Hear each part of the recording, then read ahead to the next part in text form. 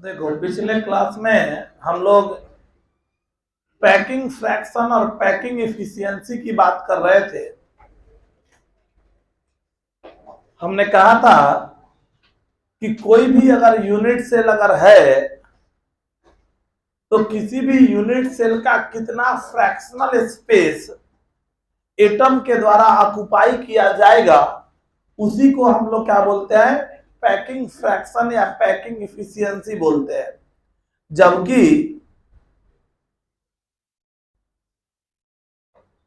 Packing होने के बावजूद भी यूनिट सेल के अंदर जो स्पेस खाली रहेगा उस जगह को हम इंटरस्टिशियल साइट या वॉइड बोलेंगे। याद होगा, हम बताए थे। तो पैकिंग फ्रैक्शन बेसिकली जो हमारा होगा, तो पैकिंग फ्रैक्शन हमारा जो है वो और वॉइड फ्रैक्शन है, तो फ्रैक्शन दोनों फ्रैक्शन मिला के कितना होगा, 1 के बराबर होगा। हमने कहा पैकिंग फ्रैक्शन, तो परसेंटेज पैकिंग फ्रैक्शन हमारा किसके बराबर होगा, तो पैकिंग फ्रैक्शन इंटू 100 होगा। जो भी निकालेंगे परसेंटेज वॉइड कितना होगा, तो सीधा वॉइड इंटू क्या हो जाएगा, 100। फ्रैक्शन है तो फ्रैक्शन को 100 से गुना करेंगे तो क्या आएगा, परसेंटेज। तो दोनों का मिला के टोटल स्पेस फ्रैक्शन में बात करेंगे तो टोटल मिला के कितना होगा, यूनिटी होगा। और अगर परसेंटेज में बात करेंगे तो सारा मिला के कितना होगा, 100% होगा। तो इसी बात को हम यहाँ से बोलेंगे percentage packing fraction plus percentage void is equal to कितना हो जाएगा, 100 हो जाएगा। क्लियर है। तो ये बात याद रखेंगे, पैकिंग फ्रैक्शन किसी भी यूनिट सेल के अंदर एटम के द्वारा ऑक्युपाई किया हुआ फ्रैक्शनल स्पेस होगा और जो खाली जगह होगा वो वॉइड होगा।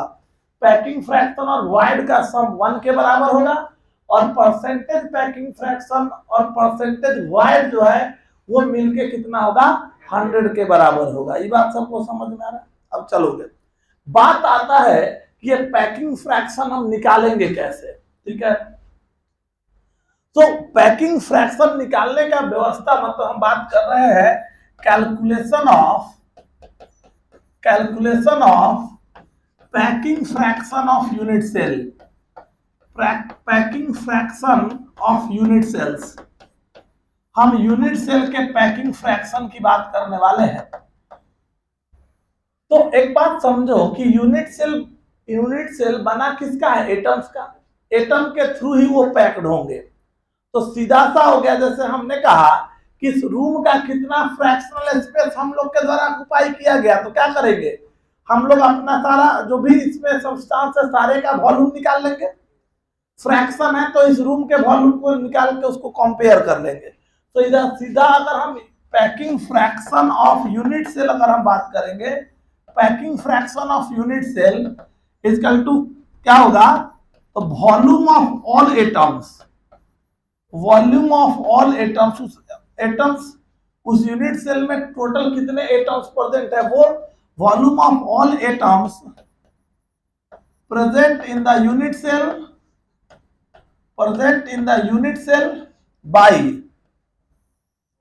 by volume of the unit cell, by volume of the unit cell, volume of the unit cell. यही होगा, ये बात समझ रहे हैं।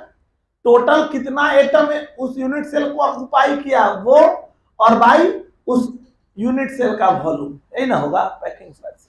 अब चलो, अब बात आता है, पहला तो इसमें 2 वर्ड आ गया। पहले तो हम बात करेंगे किसका, तो वॉल्यूम ऑफ ऑल एटम्स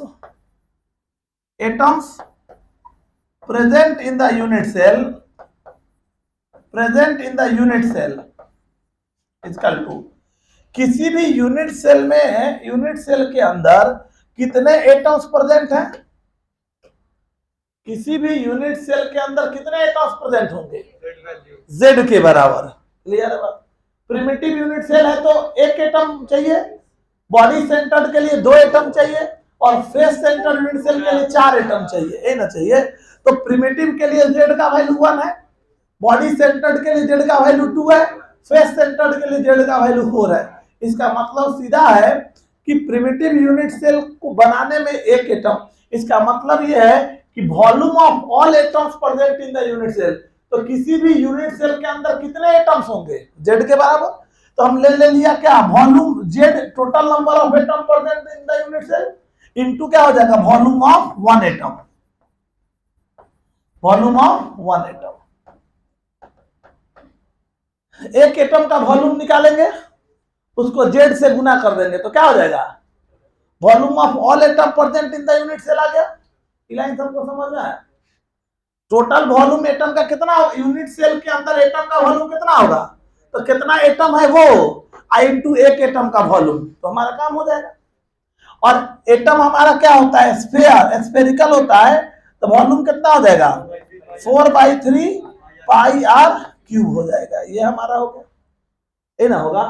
जबकि volume of the unit cell, हमारा यूनिट सेल कौन है, सिंपल क्यूबिक का यूनिट सेल है, और सिंपल क्यूबिक मतलब क्या हुआ, वो यूनिट सेल हमारा कौन है, क्यूब है।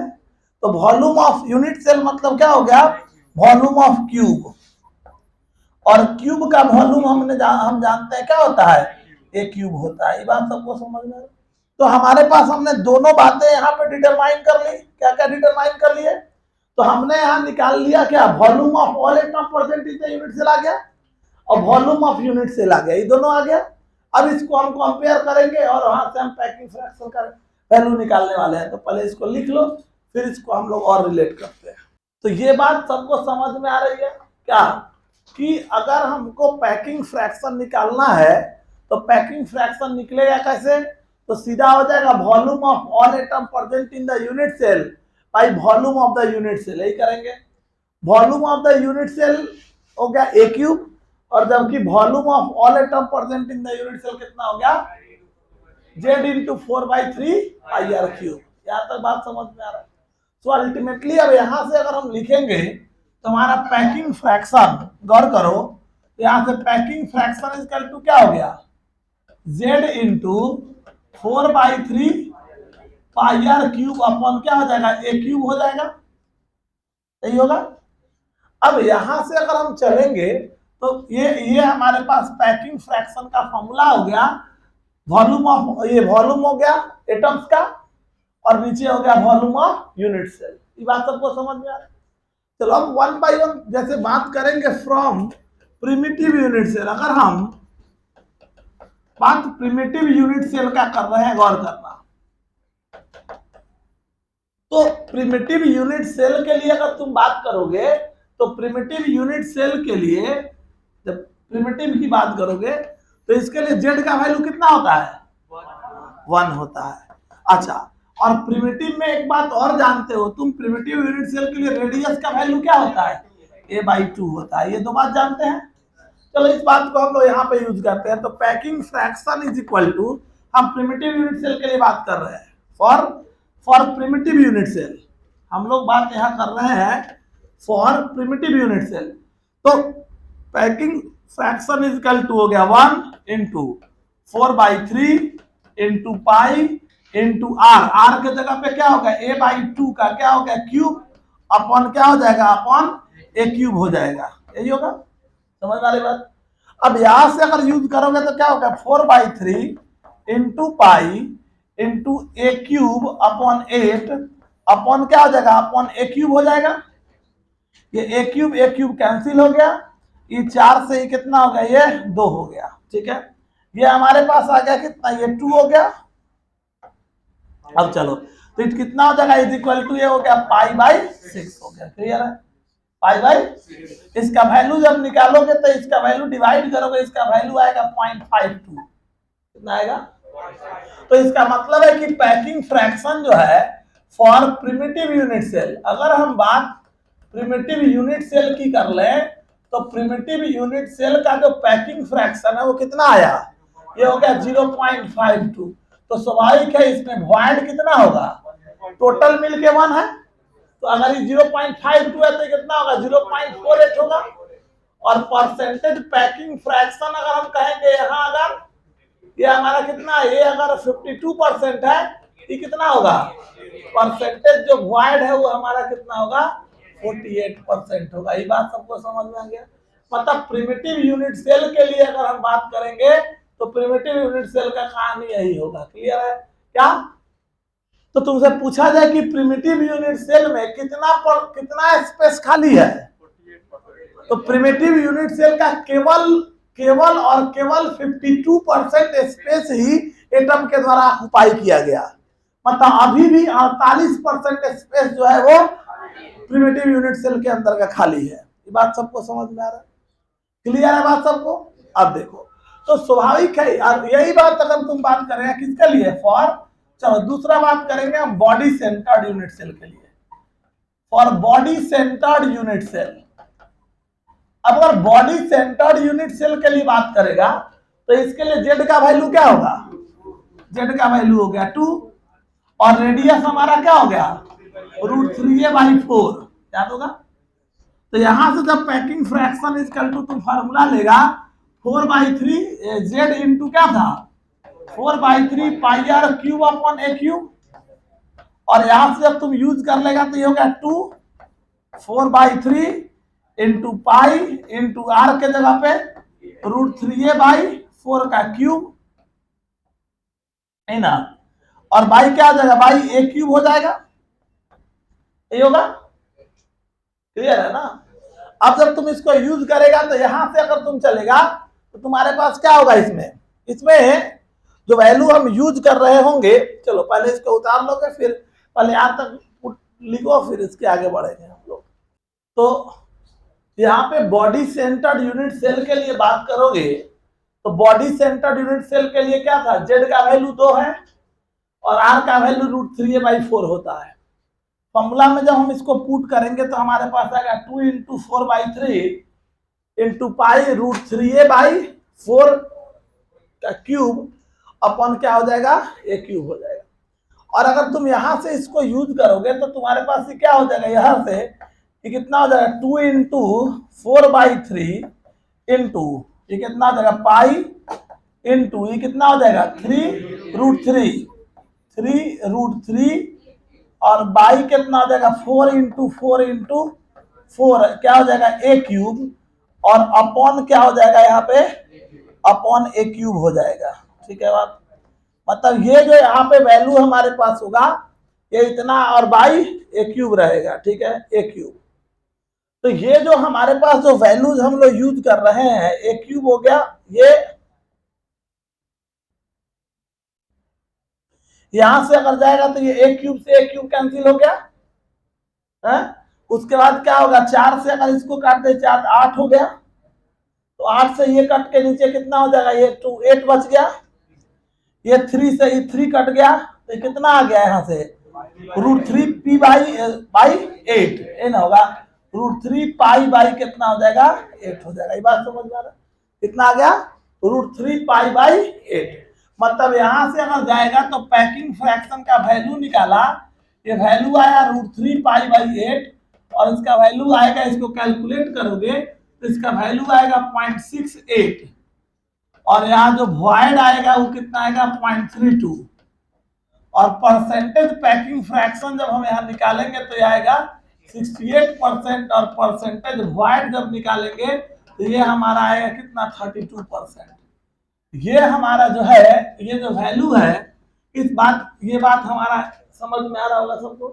तो कहने का मतलब ये हो गया कि बॉडी सेंटर्ड यूनिट सेल के लिए प्रिमिटिव यूनिट सेल के लिए 52% ऑक्युपाई कर रहा है स्पेस। किसमें, प्रिमिटिव यूनिट सेल में एटम 52% स्पेस ऑक्युपाई कर रहा है, जबकि अगर हम बात करेंगे बॉडी सेंटर्ड यूनिट सेल में कितना आया 68% स्पेस ऑक्युपाई किया। और यही बात अगर सेम बात अगर हम लोग कर रहे होंगे किसके लिए, तो फेस सेंटर्ड के लिए, अब बात उसको भी कर ले for face centred unit cell. तो फेस सेंटर्ड यूनिट सेल के लिए अगर तुम डिस्कस कर लो तो इसमें क्या है, तो यहाँ फेस सेंटर्ड यूनिट सेल के लिए जेड का जो वैल्यू होगा कितना होगा 4 और आर इक्वल टू क्या है a/2√2। पैकिंग फ्रैक्शन का फॉर्मूला है z into 4/3 pi are cube upon क्या है ए क्यूब। तो यहां से अगर z का वैल्यू डाल दो क्या हो गया 4 इंटू 4/3 पाई आर के जगह पे क्या होगा a/2√2 का क्यूब अपॉन क्या हो जाएगा अपॉन ए क्यूब हो जाएगा। और यहां से जब हम पैकिंग फ्रैक्शन लिखेंगे तो ये क्या होगा, तो क्या 4 इंटू 4/3 इंटू पाई इंटू ऊपर कितना हो गया ए क्यूब अपॉन 16√2। क्लियर है, ये ना हो गया, मतलब 2 इंटू 2 इंटू 2 8 इंटू 2 16 16√2, √2 का क्यूब 2√2 और 2 का क्यूब 8, 8 इंटू 2 16√2 हो गया टोटल। ठीक है, अब यहाँ पे और बाई क्या हो गया, by A cube, A cube से ए क्यूब कट गया, फिर यहाँ से 4 4 16 ये कट गया, उसके बाद हमारा क्या होगा, इधर से अगर जाएंगे तो क्या हो गया, और कुछ है नहीं, इसके बाद इसका मतलब क्या हो गया, पाई/3√2, पाई/3√2। ये बात समझ में आ रहा है। जब पैकिंग फ्रैक्शन यहां से पैकिंग फ्रैक्शन आ गया कितना, पाई/3, ये हो गया, ये जो वैल्यू आया हमारे पास पाई/3√2, जब इस वैल्यू को डिटरमाइन करोगे तो इसका पाई/3√2 का जो वैल्यू है, ये वैल्यू हमारे पास आएगा 0.74, कितना आएगा। तो फॉर एफसीसी, अगर हम एफसीसी यूनिट सेल के लिए बात करेंगे तो इसके लिए हमारे दिमाग में डायरेक्ट अब आ जाना चाहिए, इसमें भी क्या, पैकिंग फ्रैक्शन 0.74%, जबकि वॉइड की बात अगर हम करेंगे, जबकि अगर हम वॉइड की बात कर लेंगे तो वॉइड कितना होगा 0.26, और यही परसेंटेज पैकिंग फ्रैक्शन कितना होगा 74%, और परसेंटेज वॉइड जो होगा वो कितना होगा 26% होगा। क्लियर है बात, ये बात समझ में आ रहा सबको। तो एक बार फिर से हम रिकॉल कर दें, प्रिमिटिव यूनिट सेल के लिए 52%, बॉडी सेंटर यूनिट सेल के लिए 68%, और फेस सेंटर यूनिट सेल के लिए, तो अगर हम तुमसे पूछे कि सबसे बढ़िया पैकिंग किसमें होगा, क्यों, तो केवल 26% स्पेस ही खाली है, 74% स्पेस जो है वो एटम के द्वारा ऑक्युपाई किया गया है। ये बात सबको समझ आ रहा है। मतलब अगर हम कहेंगे तो हम क्या बोलेंगे, most efficient packing is present in packing of atoms are present in FCC, क्यों, because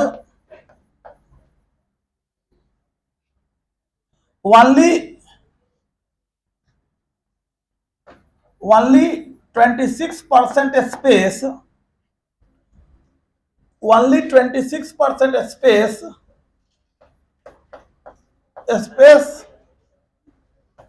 in unit cell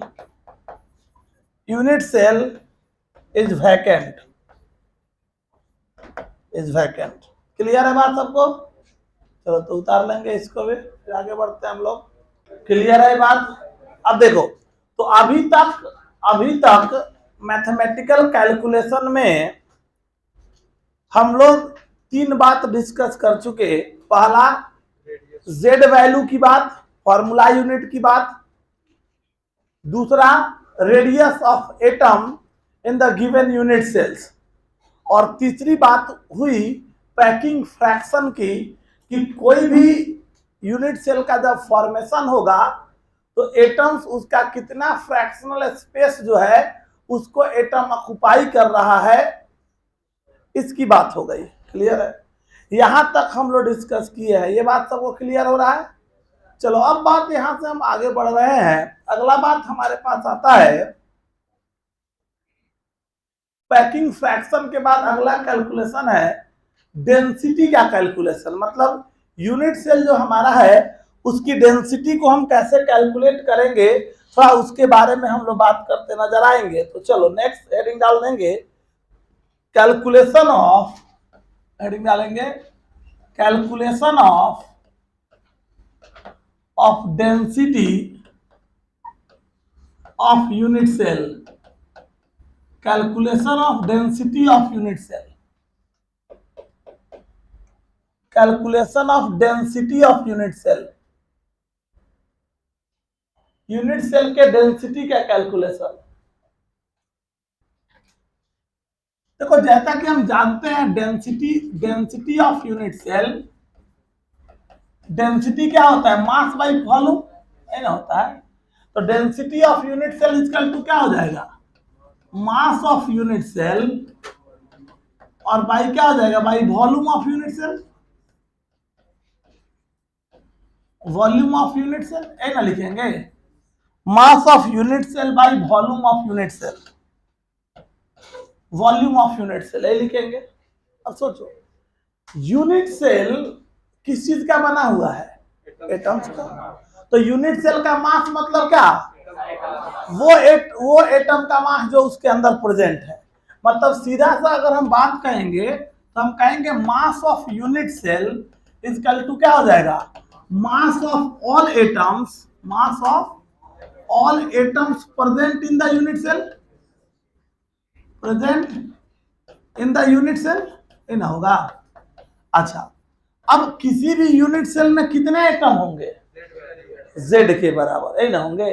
तो इस सिंपल क्या हो जाएगा, Z mass of all atom present in the unit cell, ये क्या हो गया Z,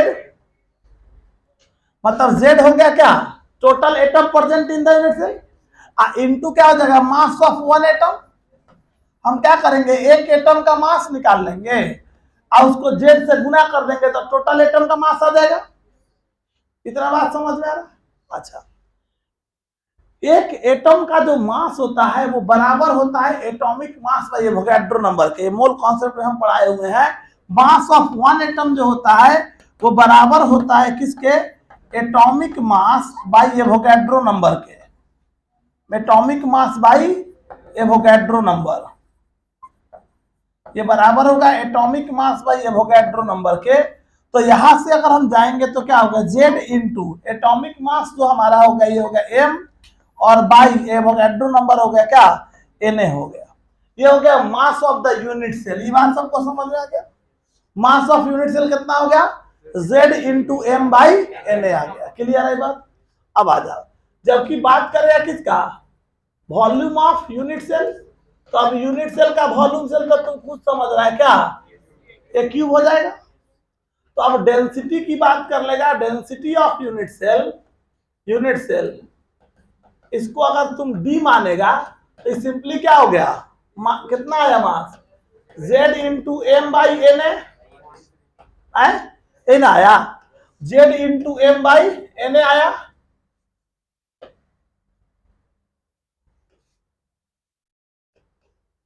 Z into m by Na, ये जो वैल्यू हमारे पास आ रहा है Z बाई एम,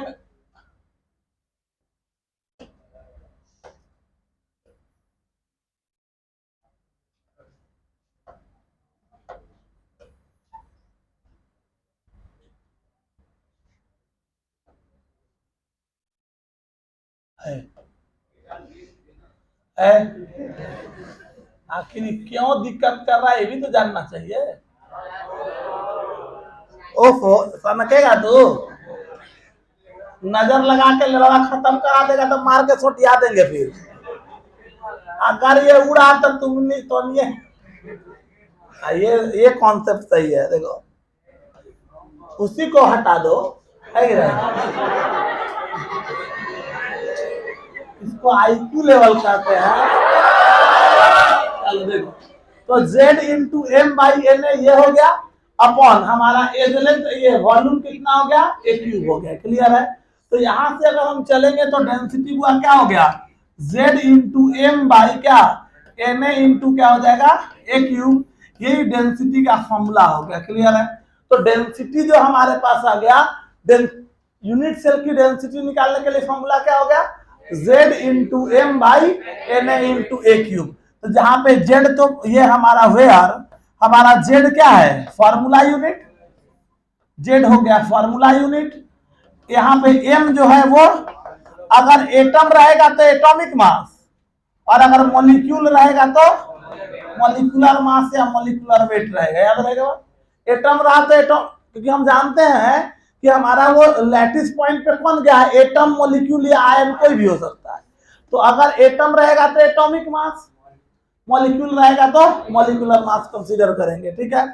उसके बाद हमारा कौन हो गया, Na क्या हो गया, एवोगैड्रो नंबर हो गया। Na क्या है, जिसका वैल्यू 6.022 इंटू, और यहाँ पे A जो हो गया, A हमारा क्या है, एज लेंथ है।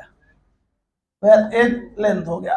तो डेंसिटी निकालने का फॉर्मूला आ गया z into m by N into a cube. इतना बात सबको क्लियर हो रहा है? चलो तो पहले इसको उतार लो, फिर इसको और एक्सप्लेन करते हैं हम लोग। हो गया ये। अब देखो यहाँ पे एनसीईआरटी में पेज नंबर 23 में जाएगा सब, उसमें एग्जाम्पल नंबर 1.5 है, हम क्वेश्चन यहाँ पे मेंशन कर दे रहे हैं। ये यहाँ तक ले लिया सब? चलो, क्वेश्चन है एनसीईआरटी में जब जाएगा, तुम एनसीईआरटी की बात करेगा तो एनसीईआरटी में एग्जाम्पल 1.5 है पेज नंबर 23 में। क्वेश्चन है सिल्वर, क्वेश्चन कह रहा है, ये जो 1.5 क्वेश्चन है, सिल्वर फॉर्म सीसीपी लैटिस। ये सीसीपी लैटिस आगे जैसे हम इसके बाद पैकिंग ही पढ़ने वाले हैं, पैकिंग में हम पढ़ेंगे, इसको बोलते हैं क्यूबिक क्लोज पैकिंग। अभी तुम याद रखो कि इसका यूनिट सेल क्या होता है, एफसीसी यूनिट सेल होता है, बस इतना याद रखेंगे। आगे हम पढ़ने वाले हैं जस्ट काइंड ऑफ पैकिंग में 1D packing, 2D packing, 3D packing. तो 3D पैकिंग में ये बात आएगी। अभी क्वेश्चन में है तो हमने मेंशन किया है सिल्वर फॉर्म सीसीपी लैटिस, मतलब एफसीसी यूनिट सेल बना रहा है, and X rays study of its crystal shows that age length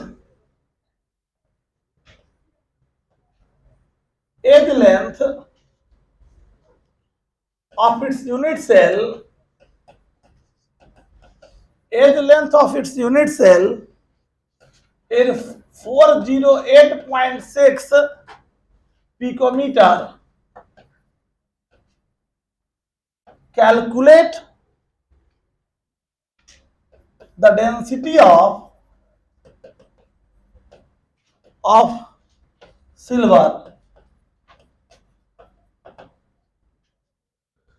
Atomic mass of silver is 108. तो क्वेश्चन सबको समझ में आ रहा होगा, सिल्वर है। अब सिल्वर कहाँ गया हुआ, एफसीसी यूनिट सेल। तो एफसीसी यूनिट सेल का मतलब क्या समझे, जेड का वैल्यू हो गया 4।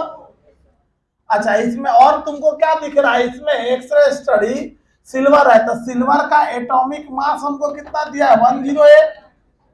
उसके बाद इसका एज लेंथ दिया है 408.6 पिकोमीटर। Calculate the density. देखो जनरली एटॉमिक मास हम लोग किस में लेते आए हैं, ग्राम में। जैसे कार्बन का एटॉमिक मास कितना लेते हैं, 12 कौन सी में ले रहे हैं, ग्राम में। तो एटॉमिक मास आदत है हमको किस में लेने का, ग्राम में लेने का आदत है। इस कारण से एज लेंथ को किस में लोगे, सेंटीमीटर में। ये समझ में आया बात? क्यों? क्योंकि डेंसिटी का 2 ही यूनिट हो सकता है। डेंसिटी का जब हम यूनिट देखने जाएंगे तो या तो हम सीजीएस में देखेंगे, या तो ये कहाँ देखेंगे, एसआई यूनिट में देखेंगे, है ना होगा। तो सीजीएस में जब जाओगे तो ये कौन सी होता है, यूनिट क्या होता है, ग्राम पर सेंटीमीटर क्यूब, ये होता है। और एसआई यूनिट में क्या होता है, केजी पर मीटर क्यूब होता है। ये ग्राम पर सेंटीमीटर क्यूब, और ये हो गया केजी पर मीटर क्यूब, ये है। अब इन दोनों को जब तुम यहां से रिलेट करोगे तो हमारे पास क्या आएगा, तो देखो इसमें अगर हम जाएंगे तो हमको, क्योंकि ये ग्राम में ले रहे हैं, एटॉमिक मास को हम जनरली ग्राम, जो भी एटॉमिक मास लिखेंगे वो ग्राम में होगा, तो इसको किस में लेंगे, सेंटीमीटर में। और जानते हैं 1 पिकोमीटर कितना सेंटीमीटर, -10। तो 408.6 इंटू 10 टू द पावर -10, ये हो गया क्या, इतना सेंटीमीटर। ये आ गया सेंटीमीटर। अच्छा, तो दो डेसिमल को और इधर इसको 2 को हटा लो, इसको डिवाइड कर दो 100 से, तो कितना हो जाएगा, लगभग 4 हो जाएगा। ये 4.086 मतलब 4 ना हो गया। 4 into 10 to the power -8 centimetre लिख सकते हैं। थोड़ा सा आसान कर दिए कैलकुलेशन, 2 डेसिमल को पीछे कर दिए तो 4.0286 ना हुआ। तो चलो अब क्या करोगे, तुमको जेड जेड ये डेंसिटी क्या निकालना है, density Z into m by क्या है, N A into a cube है। तो यहाँ पे अगर हम अच्छा यहाँ पे अब बचा कौन, वहां पे एन ए, तो एन ए का वैल्यू अप्रोक्सीमेट कर रहा है तो हम 6 इंटू 10 टू द पावर 23 लिख दे रहा है, 6.022 को 6 बना दिए। तो जेड हो गया 4 इंटू ये हो गया 108 बाई 6 into 4 into 10 to the power 6 into 10 to the power -23, 10 to the power 23 into कितना हो जाएगा, तो इधर ए क्यूब हो गया 4 इंटू 10 टू द पावर -8 का क्यूब, और यहां से इसका वैल्यू कैलकुलेट कर लेंगे, जो भी वैल्यू आएगा इतना ग्राम पर सेंटीमीटर क्यूब हो जाएगा। ये बात सबको समझ में है, क्लियर है सबको? चलो तो उतार लेंगे इसको, आगे बढ़ते। हो गया, चलो इसके बाद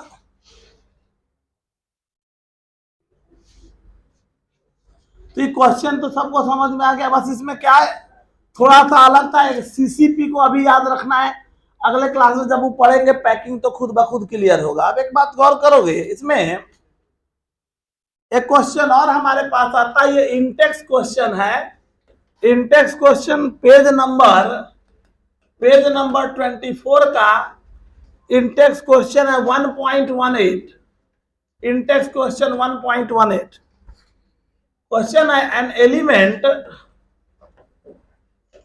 an element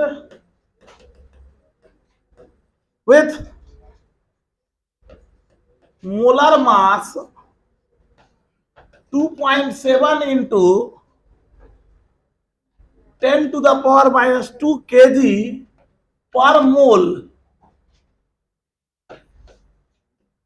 forms a cubic unit cell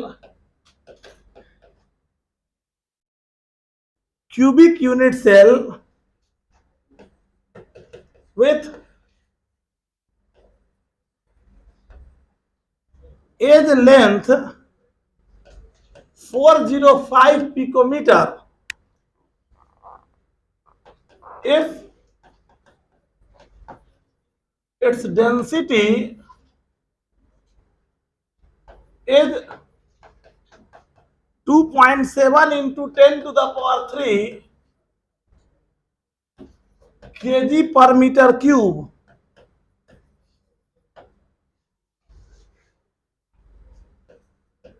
What is the nature of unit cell? What is the nature of unit cell? An element with molecular mass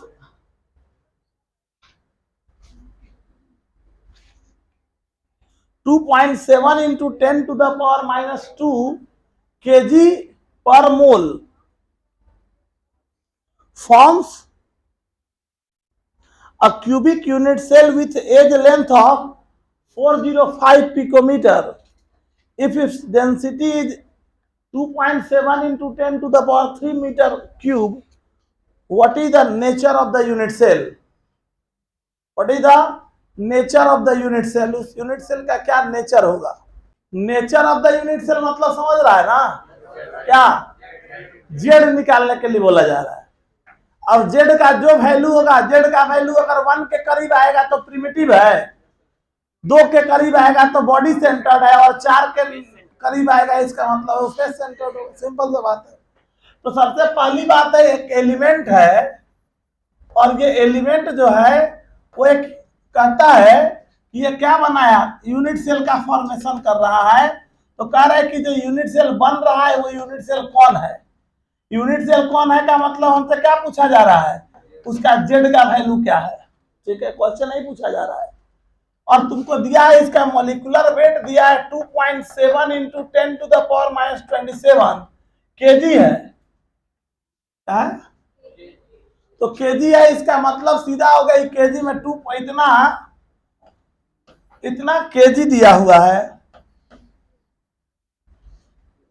यहाँ पे इसका डेंसिटी दे रखा है 2.7 into 10 to the power 3 kg पर metre cube दिया हुआ है।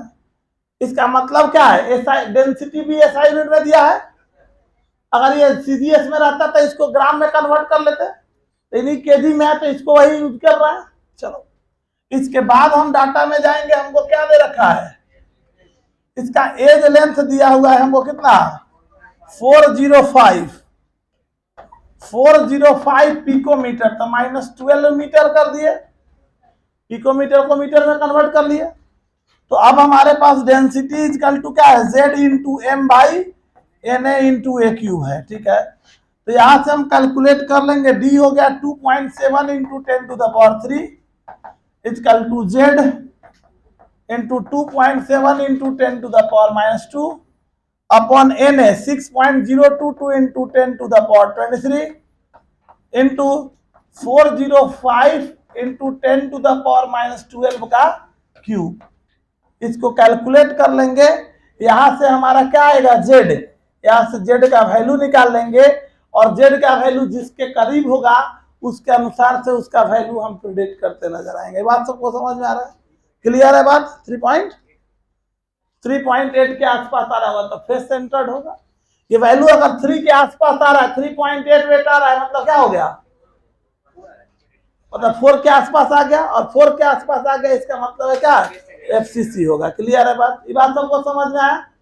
चलो उतार लेंगे इसको भी, हो गया ये क्वेश्चन में क्लियर हो गया सबको। चलो एक क्वेश्चन और हमारे पास है, एनसीईआरटी से ही रिलेटेड एक क्वेश्चन है हमारा, यह पेज नंबर 22 एनसीईआरटी का पेज नंबर 22 का एग्जाम्पल 1.3 है। क्वेश्चन है, an element has BCC structure with a cell edge of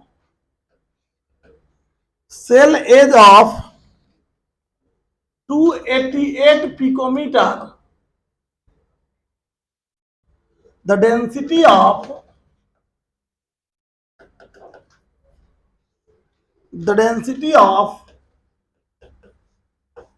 the element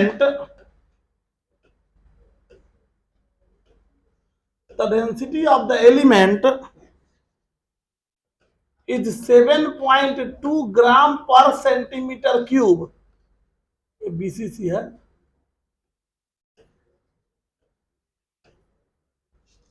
7.2 ग्राम पर centimetre cube. How many atoms are present in 208 gram of the element,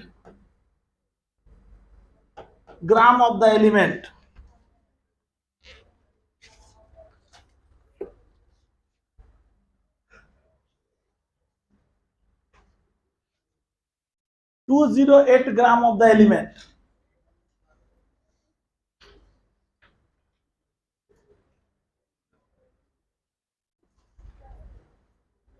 हमको यहां पे मतलब ये टोटल नंबर ऑफ एटम्स निकालना है, और ये मोल कॉन्सेप्ट से रिलेटेड बात हो गया। टोटल नंबर ऑफ एटम्स का फॉर्मूला क्या था, टोटल नंबर ऑफ एटम्स कैसे निकालते हो, मोल इंटू एवोगाड्रो नंबर। अब मोल कैसे निकालते हो, weight by atomic mass, atom है तो है ना। मतलब हमको क्वेश्चन पहले हम यहां क्लियर करें, हमको टोटल नंबर ऑफ एटम निकालना है। तो टोटल नंबर ऑफ एटम क्या होता है, number of mole of atom और इनटू क्या हो जाएगा, इनटू एवोगाड्रो नंबर। इसका मतलब हो गया मोल इंटू एवोगाड्रो नंबर, ये हमारा फॉर्मूला हो गया, मोल इंटू एवोगाड्रो नंबर। तो और मोल अगर हम जाएंगे तो मोल का फॉर्मूला क्या है, number of moles of atom, मतलब क्या, मोल का फॉर्मूला अगर जाओ तो क्या होता है, वेट बाई मॉलिक्यूलर वेट। तो सिंपली क्या हो जाएगा, weight of atom in gram by atom है तो एटॉमिक मास और इनटू एवोगाड्रो नंबर, यही होगा, इंटू एवोगैड्रो नंबर, ये ना फॉर्मूला होगा। अब प्रश्न ये है कि हमको क्वेश्चन में जाओ तो क्या दिया है, देखो तो 208 ग्राम ऑफ द एलिमेंट दिया हुआ है, मतलब हमको क्या दिया हुआ है, वेट इन ग्राम दिया हुआ है, वेट ऑफ एटम इन ग्राम दिया हुआ है। हमको निकालना कौन सी है, एटम, तो उसके लिए हमको क्या चाहिए, एटॉमिक मास चाहिए। और वो एलिमेंट क्लियर नहीं कर रहा है, इसका मतलब है जो डाटा दे रहा है उसका यूज हमको किसके लिए करना है, एटॉमिक मास को प्रिडिक्ट करने के लिए करना है। क्लियर है? तो अब पढ़ो क्वेश्चन। कहता है कि एक एलिमेंट है, वो एलिमेंट बीसीसी स्ट्रक्चर बनाया, मतलब जेड का वैल्यू हो गया 2 और उसका एज लेंथ जो है 288 पिकोमीटर है, तो -12 सेंटीमीटर हो गया, 12 नहीं 10 टू द पावर -10 सेंटीमीटर हो गया। ये है? क्यों लिए इसमें, क्योंकि डेंसिटी देखो तो डेंसिटी कितना है 7.2 ग्राम पर सेंटीमीटर क्यूब है। सीजीएस में है तो उसको भी सीजीएस में लेगा। अब डेंसिटी इक्वल टू क्या है, जेड इंटू एम बाई क्या है, N A into a cube. तो डेंसिटी हो गया तुम्हारा 7.2, जेड हो गया 2, एम निकालने का है, Avogadro number 6.022 into 10 to the power 23 into atomic mass, atomic A क्या है, एज लेंथ है 288 इंटू 10 टू द पावर -10 का क्यूब। यहां से पहले क्या निकाल लोगे, एम निकल जाएगा। एम मतलब एटॉमिक मास, यहां से तुम क्या निकाल लोगे, एटॉमिक मास निकाल लोगे ऑफ एलिमेंट। और जैसे उसका एटॉमिक मास आ जाएगा तो तुम क्या करोगे, टोटल नंबर ऑफ एटम यहां से निकल, जैसे ही एम आ गया तो एम यहां पुट कर दोगे। वेट इन ग्राम कितना दिया हुआ है, ये अगर जाओगे तो यहाँ पे तुमको क्या दिया हुआ है, ये 208 ग्राम बाई एटॉमिक मास कितना है, एम यहां से निकाल के एम यहां पुट कर दोगे और into Avogadro number 6.022 into 10 to the power 23, इतने टोटल एटम्स आ जाएंगे। ये बात सबको समझ में, क्वेश्चन क्लियर है सबको, कर लेंगे इसको। हो गया, चलो एक क्वेश्चन अब तुम लोग खुद से बनाओगे, इसको लिख रहे हैं, इसी से रिलेटेड ऐसा ही क्वेश्चन है। लिखोगे an element crystallizes as face centered cubic lattice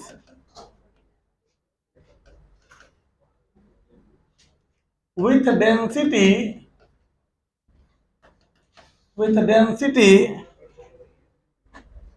5.2 gram per centimeter cube and age length of 300 picometer. Calculate mass of the element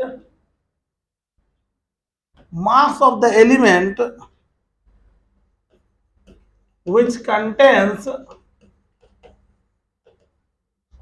3.01 into 10 to the power 24 atom.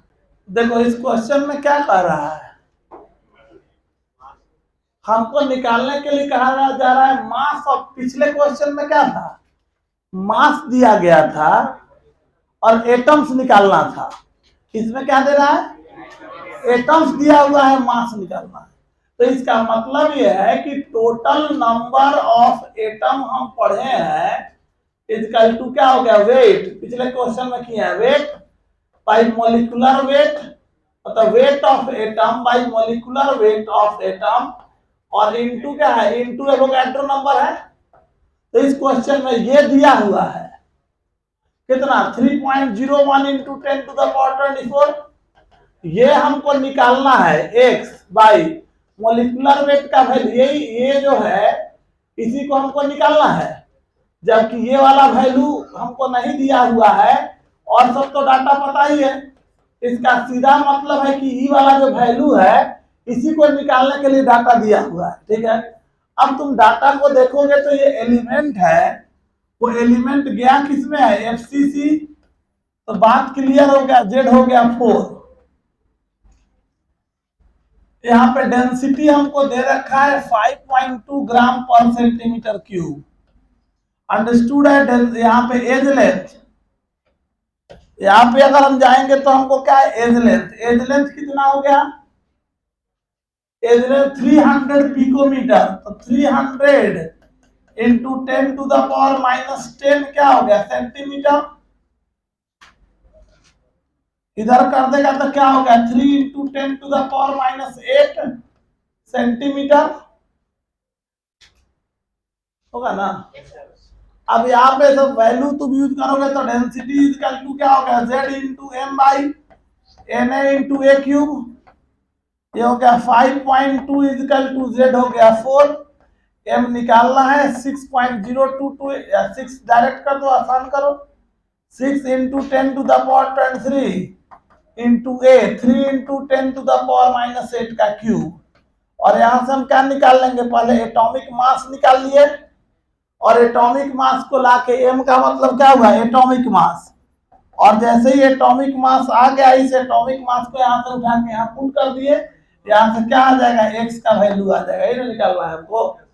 Clear है बात सबको? अरे बात सबको समझ आ रहा ना। तो यहाँ से हमारा क्या होगा, x का वैल्यू हमारा निकल जाएगा, और इसका वैल्यू आएगा 105.65। इसका वेट दिखा रहा है यहाँ पे 105.65 ग्राम। 105 के आसपास मानो ना, अगर 105 के आसपास आ रहा है मतलब सही है, क्योंकि बहुत जगह हम लोग ऐसे क्वेश्चंस में अप्रोक्सीमेट करते हैं, तो वो 105 के आसपास वैल्यू हमारा आ रहा है, सही है। बात सबको समझ में आ रहा है? तो इतना ही तरह का क्वेश्चन घुमा फिरा के तुमसे पूछा जाएगा डेंसिटी से related. D is equal to Z into m by N A into a cube. क्या क्या पूछ सकता है, डेंसिटी निकालो, उस सॉलिड का क्या नेचर है वो बताओ, एटॉमिक मास निकालो। ज्यादा से ज्यादा कॉम्प्लिकेट करेगा तो कह देगा रेडियस निकालो। क्या निकालो? अब डेंसिटी दे देता, सब दे देगा, कहेगा रेडियस निकालो। किसका? यूनिट सेल का, एटम्स का। तो कैसे निकालो? तो भी पता है हमको, पहले एज लेंथ, इस फॉर्मूला को यूज करके एज लेंथ निकाल लोगे। अब प्रिमिटिव रहेगा तो a/2, बॉडी सेंटर्ड है तो, और अगर फेस सेंटर्ड है तो a/2 √2 करके कहीं से भी हम ऐसे क्वेश्चंस को सॉल्व कर सकते हैं। बात सबको समझ में है? तो ये था हमारा चौथा पैरामीटर जिसको हम डिस्कस कर रहे थे। फोर्थ पैरामीटर कौन था? ये चौथा पैरामीटर था हमारा डेंसिटी। तो अभी तक जो ओवरऑल देखे हमने, पहला कैलकुलेशन किया किसका, जेड वैल्यू, ये सब याद रखोगे, जेड वैल्यू। दूसरा रेडियस का कैलकुलेशन किए, तीसरा पैकिंग फ्रैक्शन का कैलकुलेशन किए, और चौथा बात हम कर रहे थे डेंसिटी का। क्लियर है? अब बात इसके बाद हमारे पास आता है कोऑर्डिनेशन नंबर। एक टर्म आएगा कोऑर्डिनेशन नंबर। ये कोऑर्डिनेशन नंबर क्या होता है? कोऑर्डिनेशन का मतलब होता है कि अगर कोई एक एटम कहीं पे प्रेजेंट है, ऐसे सोचो, जैसे मान लो एक आदमी यहाँ बैठा हुआ है और ये अलग अलग सर्किल में लोग बैठे हुए हैं।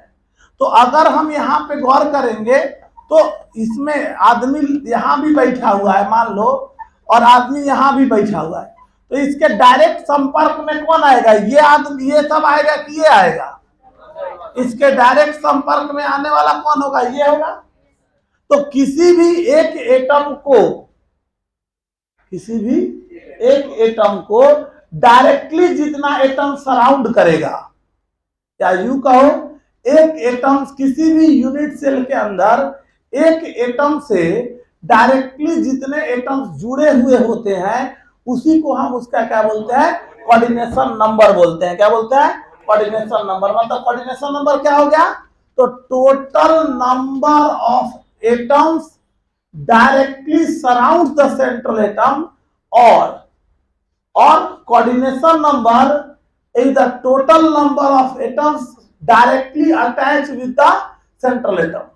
जिस एटम को ऑब्जर्व कर रहे हैं उससे डायरेक्ट कितना एटम का संपर्क है, इसी को हम उसका क्या बोलते हैं? कोऑर्डिनेशन नंबर बोलते हैं। प्रिमिटिव का कोऑर्डिनेशन नंबर अलग होगा, बॉडी सेंटर्ड का कोऑर्डिनेशन नंबर अलग होगा, फेस सेंटर्ड का कोऑर्डिनेशन नंबर अलग होगा। ठीक है, तो चलो कोऑर्डिनेशन नंबर की बात और पैकिंग की बात जो होगी इसको हम अगले क्लास में डिस्कस करेंगे। आज हम लोग यहीं तक छोड़ेंगे। क्लियर है बात सबको?